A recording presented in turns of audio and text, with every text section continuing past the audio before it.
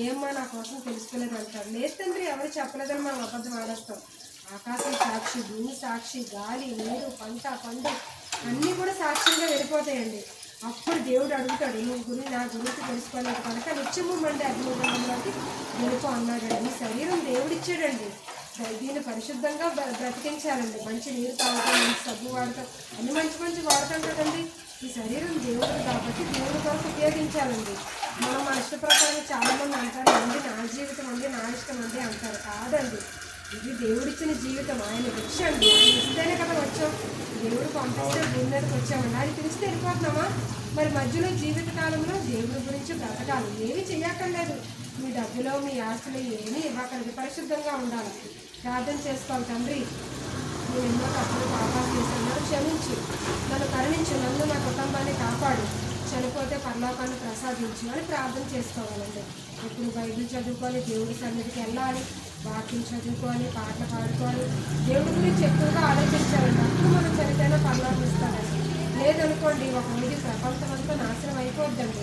ఉండదండి, చూస్తున్నాము మన కళ్ళ ముందు ఎన్నో రోగాలు వస్తున్నాయండి, ఎన్నో భయంకరమైన పరిస్థితులు వస్తున్నాయండి, ఎన్నో విపత్కర పరిస్థితులు వస్తున్నాయండి, భూకంపాలు వస్తున్నాయి. ఎందుకు?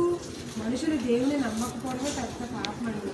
అందుకే ఏమవుతుంది, మనుషులు చనిపోయిన వెంటనే ఆత్మ అగ్నిలోకి వెళ్ళిపోతున్నారండి. మనుషులు అనుకుంటారు పుట్టాము, తాగాము, చూసాము, ఏదో బ్రతికాము, ఇదే జీవితం అని అనుకుంటే ఏమీ లేదండి. చనిపోయిన తర్వాతే అసలైన జీవితం, అది జీవితం అండి. ఇది కొంతకాలమేనండి, అంతేనా? బ్రతుకున్న వరకు శ్రమలో, కష్టాలు, బాధలు, వేదనలు ఇవే కదండి. సుఖం ఉందా ఇక్కడ? ఏమీ లేదండి. చనిపోయిన తర్వాతే అసలైన జీవితం అండి. తెలుసుకోవాలి. చెప్పండి. మా పాప మా బాబు సండే కోరిక ఆదివారం అయితే మా పక్క వీధిలో అక్కడ దీంట్లో వెళ్తాను. కానీ నాన్న ఈయన వెళ్తాను, నా రమ్మంటాను గుడిలోకి, నేను వెళ్తాను అన్నప్పుడు కూడా మా పాప ఇప్పుడు బాగులేదు. బాగాలేదంటే మంచి డాక్టర్ గారికి చూపించాలి. బాగాలేదంటే ఎందుకు బాగాలేదో బోల్డ్ మంది స్పెషలిస్టులు ఉన్నారు కదా, డాక్టర్స్ కేజీలో ఉన్నారు.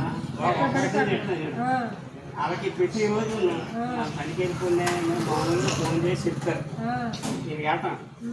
ఆమె పెదురుతుందా టీచర్, పాప టీచర్ టీచరా వస్తుంది మా ఇంటికి. వచ్చిన తర్వాత రాయమని అంటారు, మేడ మీదకి వెళ్తారు. మేడ మీదకి వెళ్ళిన తర్వాత మామూలుగా అందరూ అక్కడ ఇంచుమించు 20 మంది ఉంటారు పిల్లలు. 20 మంది వెళ్తారు. మామూలుగా ఏమంటే ఆమె వస్తుంది పిలిచిన తర్వాత ఏంటంటే రెండేమో మన మేడ మీదకి మొన్న పిలుస్తుంది. ఈ టీచర్ రాకముందు వీళ్ళనమాట మామూలుగా పాటలు డాన్స్ చేస్తారు. కానీ ఆ పాపకి ఎందుకు బాగులేదని ఒక చెప్తారు. తీసుకురావాలనేది ఏంటండి, మా దగ్గర వేపకుంటలో డాక్టర్ గారు నాకు చూపిస్తారా, చాలా బాగా చూస్తారు. ఏ ప్రాబ్లం ఉన్నా చెప్తారు అతను.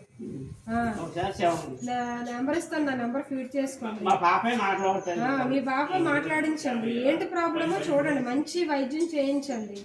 ఎందుకు అలా వదిలేడు? రాసుకోండి 9052. ఏంటండి ఇంటర్మీడియట్ చదువుతుందా?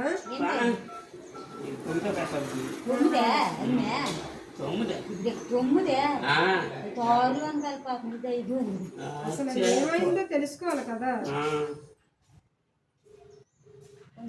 ఫోన్ వస్తుంది అక్క,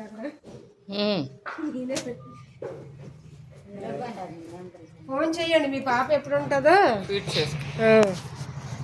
ఏమైందో